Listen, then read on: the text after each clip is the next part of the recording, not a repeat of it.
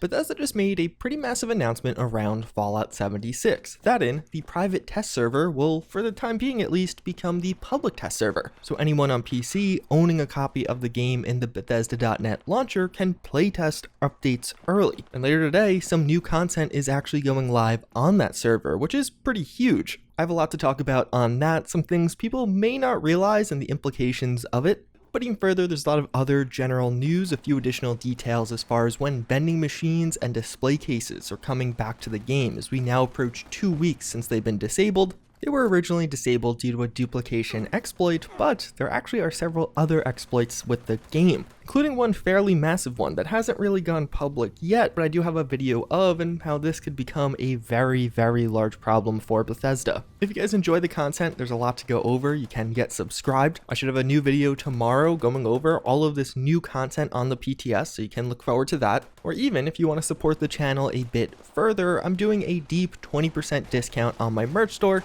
simply with the coupon code PUBLICTESTSERVER. So let's start off with what is, of course, the biggest news to come out of today's Inside the Vault article. That is that the private test server is kind of getting changed, at least for now, to a public test server. They describe how later today they're going to reopen the private test server, which will actually contain the Update 20 content. So anyone who owns Fallout 76 through the Bethesda.net launcher on PC will be able to take part in trying out many of the new features coming with this update. And some of the ones that will be coming are public teams, legendary perks, and the Colossal Problem event with the Wendigo Colossus. The new seasons content will also be coming with Update 20, but it's not going to be on the PTS. But either way, just right off the bat, Update 20 is going to be a thick one. A lot of new content from the seasons alone, but even outside of that, a lot of other things to participate in throughout the game. Although technically we still don't know the release date of Update 20, just some point in June seems likely. They don't really give an exact reason as to why they're opening the private test server up to everyone as almost a public test server. They just kind of describe how feedback has been really helpful.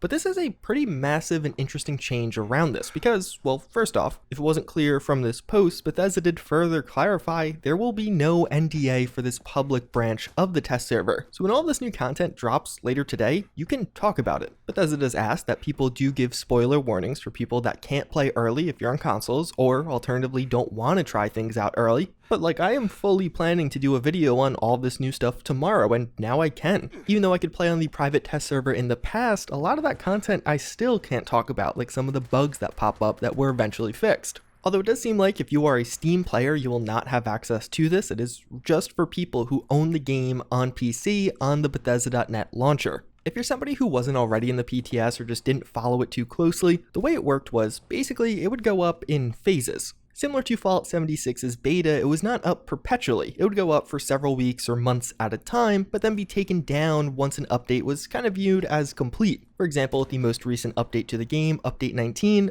a few days before that update went live for everyone, the PTS was taken down as the testing was kind of viewed as being finished. And now people will be able to access it once again as it's going back up in this more public version. The reason that's important to note is I have to imagine this will not be a perpetual public test server. One, in the sense that they'll probably follow that same schedule of taking it down once the testing is viewed as complete, but even further, you have to imagine there will still be private phases for this. For this current phase, it's mostly going to be bug fixes as well as things like new features for the game. But once we start getting into some of that new story content, I assume Bethesda's going to want to kind of lock that down, not have everyone making videos on it early, talking about it openly on the forums before it's in its final and complete ready to ship stage that you'll see hopefully on a public server. So although it's not currently mentioned, you do have to imagine there still will be a private PTS and then also sometimes a public PTS depending on the update and the content it features. And I could definitely see that causing some frustration. But again, that's just my speculation, assuming how things will probably work.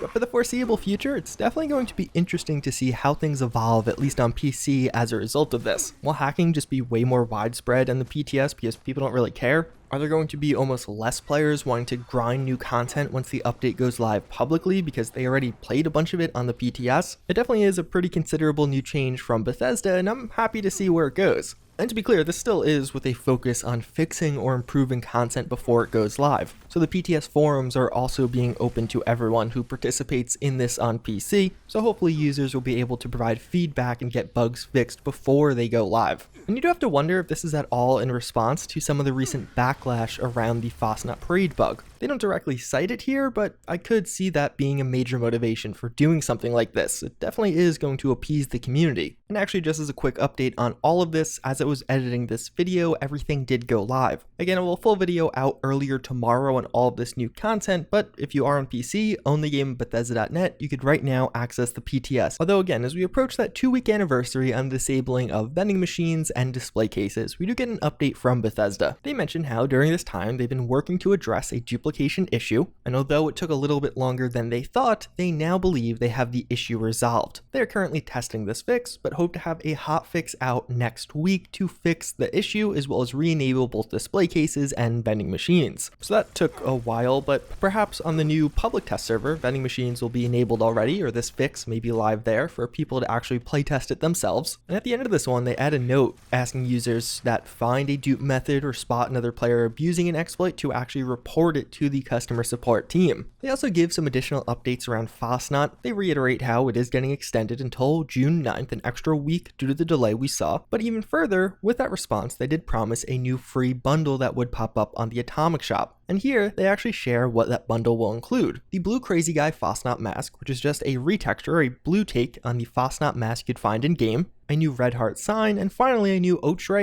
I definitely butchered that. A new wallpaper you could use in your camp. It's not the biggest bundle in the world. There will likely still be other microtransactions to go alongside this. A lot of other colored, unique Fasnacht masks have been data mined as for the Atomic Shop, as well as a new Collectron. But it's a nice gesture that Bethesda certainly didn't have to do. Although speaking of Fasnacht, another pretty big takeaway, a recent Reddit post has gotten pretty popular and was sent to me a couple of times to cover. A lot of people have been using this spreadsheet, which is super handy. I have it linked down below and I used it for my video yesterday, that gives the various drop rates and drop conditions for things during the Fasnacht parade. And a lot of people have been relying on this. In particular around the mass drop rates, you have the common, uncommon, and rare category. 95% of the time, especially if you're doing Fasnacht on a public server, all 5 robots will stay alive, or at least that's been my experience. There's just so many people, high levels, and it's just not a hard event, so you tend to be able to keep all 5 alive. As such, in that event, it actually seems to be more common to get a mask from the uncommon category. And you can see this pretty clearly if you actually compare the percentages. You have a higher likelihood with 5 robots alive to get a rare mask. So if you were trying to get some of the common masks, the way you would want to do that is actually let robots die, because that would increase your likelihood, although it would bar you from getting a very rare mask. Although outside of that, one of the other things Bethesda announces in this Inside the Vault is actually pretty unique, and that with a double experience weekend starting next Thursday, so 1 week from when this is uploaded. It's pretty typical, just a double experience weekend from Thursday to Monday.